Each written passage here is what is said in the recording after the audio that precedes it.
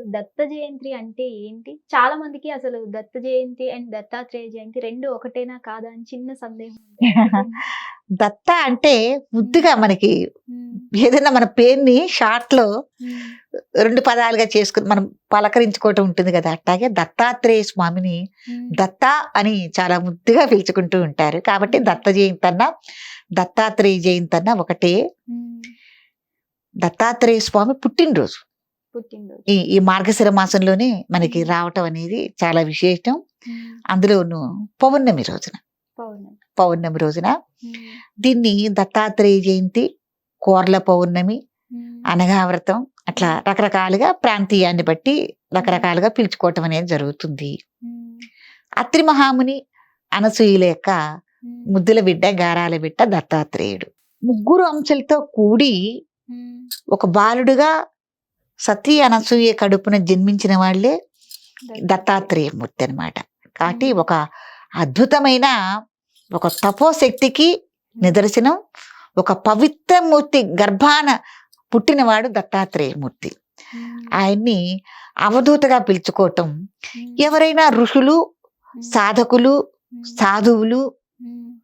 ఇంకొక మార్గంలో ఏంటంటే ఏదైనా అఘోరాలు లాంటి వాళ్ళు గాని ఎవరైనా హ్మ్.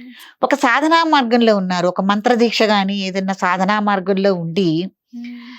అతీతమైన భక్తి ఆచరణలో ఉన్నారు. హ్మ్. దైవ భక్తిలో ఉన్నారు అనుకున్న వాళ్ళకి ఒక హ్మ్. మంచి మార్గం దత్తాత్రేయుని యొక్క అనుచరణ ఆ మార్గంలో మనం నడవటం అనేది చాలా మంచిదన్నమాట. ఈ పౌర్ణమి రోజున ఆయన జననం పొందారు కాబట్టి హ్మ్. దత్త జయంతిగా మనం చేసుకోవటం. హ్మ్. కోర్ల పౌర్ణమి అని కూడా అంటుంటారు అవును. పల్లెటూళ్ళల్లో.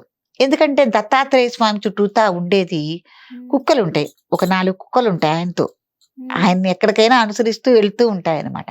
హ్మ్. ఆ 4 కుక్కలు గూడా 4 వేదాలుగా మనకి చెప్పడం జరుగుతాయి. కుక్కలు గాదు హ్మ్. చూసేవాళ్ళకి అలా అవును. సహజంగా కళ్ళతో చూసేవాళ్ళకి అట్ట కుక్కలుగా కుక్కలు. కనిపిస్తాయి. కానీ కాదు. హ్మ్. అవి 4 వేదాలు. హ్మ్.